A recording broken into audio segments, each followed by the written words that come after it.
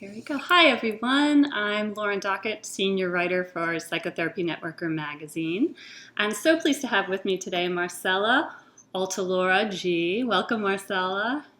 Thank you. Marcela penned a piece for the September-October issue of the magazine about what it's like to be a therapist involved in the very promising trials that are pairing MDMA, the pure form of the club drug ecstasy, with psychotherapy in an effort to treat trauma. Now, Marcela, you'd been treating trauma long before you started working on these trials. You would use somatic therapies, EMDR. If you could contrast for us a bit here, working with the drugs and working without them, what are the biggest differences you've seen for your clients who've received the MDMA psychotherapy versus the clients you've worked with before? Yes. So I think that the biggest difference is that MDMA really supports the body. So it floods the body with resources so that the participant can go straight to process. So in my other work without MDMA, we needed to really spend a lot of time managing symptoms. And then when you get to like a roadblock, really stepping back and figuring that out.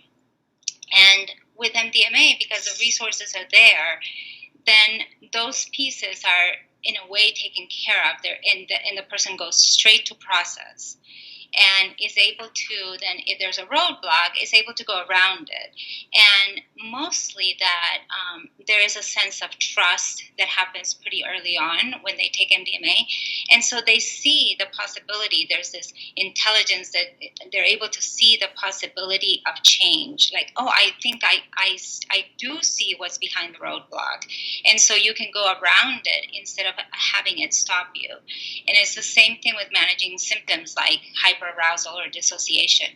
They're there, but then you can move through them fairly quickly. So it's a huge, in that sense, it's just a really, really big difference between getting the support of the medicine and not having the support and needing to do it much slower. Mm-hmm. And so, and the other piece is that MDMA also really promotes a sense of the person being able to have an intimate connection to themselves. And so in that connection, there's trust in who they are and where they have been and how the trauma has affected them. So all those pieces are present while they're processing their trauma. Okay. When we look at the early results from the first two phases of the trials, the numbers are amazing, right? It's very striking. But the idea, I think, of doing this work is still a little bit of a mystery for therapists. So it's quite possible that the FDA is going to approve this therapy. It looks quite hopeful, maybe even in the next couple of years. What would it actually look like? So you're giving someone the drug, but you're also doing therapy before you take them through their first trip, and then you're doing therapy all along. Explain to us how this works. So it will be people who have been trained in the model, and they follow the manual. And so we will have 3 preparatory sessions that happen about a week apart before the MDMA experience. And those are about 90-minute sessions for the team to really get to know the participant and for the participant to start feeling more comfortable with their team. And the team is always going to be 2 people, so 2 therapists are in the room. And then an MDMA session happens, the first one, and it's 8 hours. And so they take the drug, and then the therapists stay with them long after the drug has already left their system. And part of the end of that session may be at hour 6. It's sort of like the beginning of the integration. How do you integrate this knowledge this insights that you had during this time? And then after that, we do 3 integrative sessions, also a week apart, starting with the following day, so the day after the experimental session. And we follow that for 3 times. So they end up taking MDMA 3 times. and having 9 integrative sessions and 3 preparatory sessions. So let me just ask about the preparatory sessions. Is part of that helping them think about what they want to be doing while they're under the effects of the drugs, what they want to be thinking about while they're under the drug? Mm-hmm. Yes, sometimes people have intentions, and so it's also a time to educate around what does healing look like. What for the therapist to know what does the participant think healing looks like, and also to encourage them to be open. That maybe there's other ways that it will show up that they're not aware of. So not to hold things, to have intentions, but not to hold them too tightly. And then also to begin to show that sometimes in the work that they've done in therapy, it has been, I feel activation, and now I'm trying to calm down from that activation. And with MDMA, it's a little bit the opposite. It's like you have the activation, you stay with it instead of trying to calm down from it. So beginning also to teach them a little bit of what that looks like. Okay. And then during those 8 hours, are you talking with them? Are you doing any guiding as the therapist? Yeah, so we're not really guides, we're more followers. And we follow the process that is more, we call it like inner directed, right? So it's really the participant is the one that has the knowledge. They're the experts in their healing. And we say whatever comes up is up for a reason, and we trust it that it's coming up for healing, even if it's something that they didn't even mention. And so we trust that process, and they can talk about it, and then we also encourage them sometimes to go inside with what's coming up. So they can talk about it a little bit and then go inside. We use music. So we have music that is very soothing, and then we have music that is a little bit higher activation, just a little bit more to meet and match their state. And they can listen to them through headphones or not, or just in the room, and they also have eye shades. And usually during that time that they're inside, there's just a lot of insights that happen. Then they come back out, and then they talk about those insights, and we continue with that. And so MDMA has this process of kind of like a wave. Things get pretty intense, and then things subside, and there's a period of time to take a break and to kind of like prepare yourself for the next wave. And then those waves get a little bit longer as the day goes on. They get a little bit less intense. Okay. And for the clients who are doing this for the first time, I've got to imagine that some of them are quite nervous about taking a drug. How do you talk to them about that? Do you do it before the first session at length? How do you do that? Yes, we do. We try to answer all their questions that they have about MDMA. Sometimes they're nervous about what they've read in the internet, and there's safety measures, and we always tell them, in a study, we've never had an issue. We have MDMA that is very pure, and so even for people who have taken it before as a recreationally, it might have been adulterated with something, so it's going to feel different. It doesn't have the amphetamine and doesn't have the hyped up. So there's a little bit of education around that, and also to let them know that they might feel a little bit of their heart rate might go up, and they might feel that or might not, and there might be a sense of like their mind gets a little spacious, and that can feel a little bit uncomfortable, or especially for people with PTSD, that they feel like there's a little bit of a sense of loss of control, Right. and that's very, very transient, and will go through and will go by, and so that everything, it doesn't last very long. Okay. So we explain all that beforehand and try to tell them in general what they might feel at the beginning.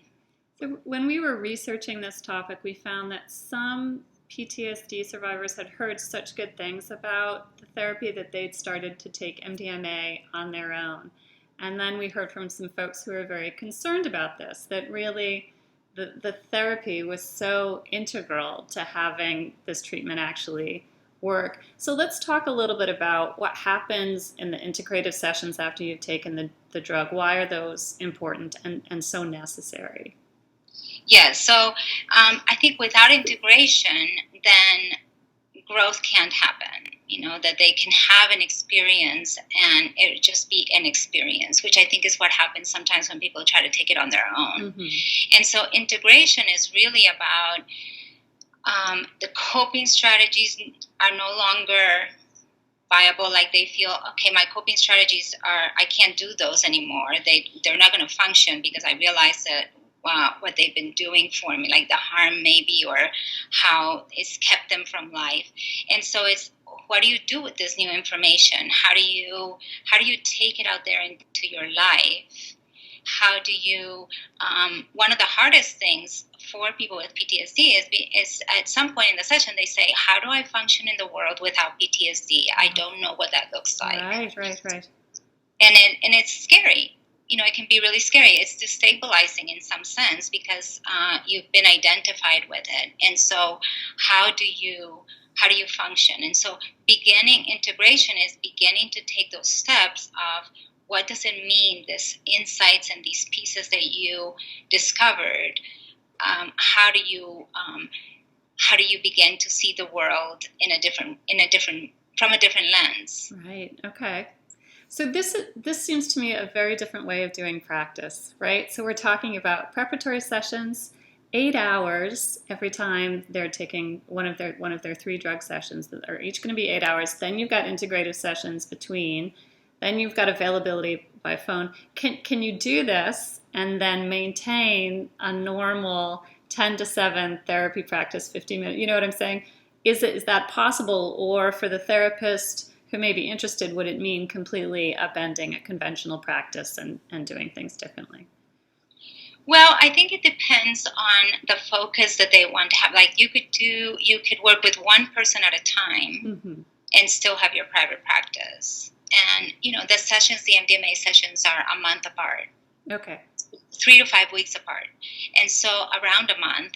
And so you could do that. You could say, I only want to do one person at a time, or I want to do 2 people at a time and have a private practice for 2.5 days. Mm-hmm. So it is possible. And that is what I did in phase 2. I had a private practice and I kept it, and I still worked with the participants in phase 2. And it worked. It was a lot of work, but it worked. It worked fine, and it's a nice balance, actually. Okay. Now, if this really comes to pass in the next little while, is it going to take the form of clinics? You've got to have someone to prescribe the drug. You need an MD to do that, don't you? And then I know you've been pairing. You've had 2 therapists work with each client. It sounds like a bit of a clinic format. Is that what it'll turn into, do you think? I think so. Mm-hmm. It will be therapists that have been trained in the model, and then they need to have an MD to hold a Schedule 1 license. It's mm-hmm. still a Schedule 1 drug. And then it would be just being in that kind of a setting of a clinic setting. We don't know yet in terms of, in the study, they spend the night in the clinic, mm-hmm. the night of the session. Mm-hmm. We don't know what that's going to look like. We're trying to figure out how does this going to look like when we don't have it in a research setting, and how do we best make it available for people that maybe cannot pay a huge amount of money for 2 therapists. So how is that going to work? And so there's a lot of pieces to still discover about that. Okay. But it will be like a clinic setting. Okay. And then, once doors are open, is there anyone that you would advise not do this therapy? Are there people that it's just not right for? Yeah, I think because we're still researching that, and we've done these studies, there are small studies, and I think, and this is my opinion, that sometimes if there's some comorbid conditions with PTSD that need to be dealt with first, or really interfere, I'm thinking about attachment, maybe this model, maybe not so MDMA, but the model of 3 sessions might not be enough. Mm-hmm. So I wonder about that eventually we'll need to have different protocols for different kinds of conditions. And what are we really dealing with? Are we dealing with trauma and just PTSD, or are we dealing with trauma that involves other conditions? And how do we work with them? Mm-hmm. So I think it's more around, we've only studied PTSD, so we don't know. And also, are there some non-responders? I don't know, Okay. and I would imagine people that, for whatever reason, have a difficult time integrating and they cannot integrate their session, then it's probably not a good model for them. Okay. So for everyone else that would be coming, that you would think, okay, I'll bring this person in. What is it that the MDMA is doing for them neurochemically? You describe a very different experience than going through maybe a talk therapy or a somatic experience where they're sort of going slowly. Can you explain a little bit about the neurochemical action of the drug? Okay, and this is very simplistic. Yeah. But mostly that there are neurotransmitters and chemicals that get released. Specifically, the one that most people know about is serotonin, but also there's like dopamine and norepinephrine and prolactin and oxytocin, to name a few. Mm-hmm. And so those, what they create is, one, a sense of well-being, a sense of empathy. Oxytocin creates bonding, so they feel connected to the people that they're with. Mm-hmm. And so it has like together, it just creates this sense of grounding that then people can then step into exploring very, very difficult experiences, because they're having those pieces there, that the sense of well-being, relaxation, empathy and trust, and also, MDMA keeps people awake for a period of time. So an 8-hour session, they're not going to go to sleep. You can't go to sleep during that time. Mm-hmm. So it's also a really great time to really work. Mm-hmm. Time is a little distorted, so maybe 8 hours it doesn't really seem like 8 hours. Mm-hmm. People always ask us that, like, wow, that is like so much, Yeah. But for them, it's not really. And then also there's more communication in the brain.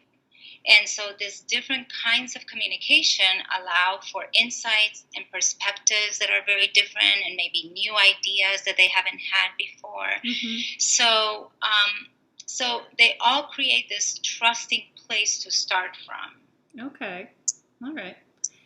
One last question before we go. So I noticed, but we talked a little bit about this at the last network symposium. Michael Mithofer was there with us presenting, and there was a lot of interest in the crowd. People were wanting to know about therapy trainings, and so where are you guys with that, and how can therapists learn more? Yes, so hopefully, once we are able to do expanded access, then we will have much more availability for trainings. So far, the trainings have been to train the therapists for phase 3. Okay. And phase 2. So we will offer more trainings, and people will be able to apply and have their own team and see what is necessary to do that, and then be able to apply for a training and get trained. Okay. And who do they reach out to about that? They can reach out to maps.org. Okay. And they can, there's a place in there for interested in, if they have interest in that, and then they can sign up and they can find all the requirements and the prerequisites that they will need. And we're still in that process of really finding out. But we will offer trainings that then a lot of those therapists can start coming to. Mm-hmm. Okay, wonderful.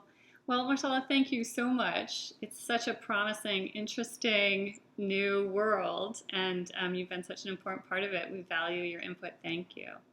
Thank you so much.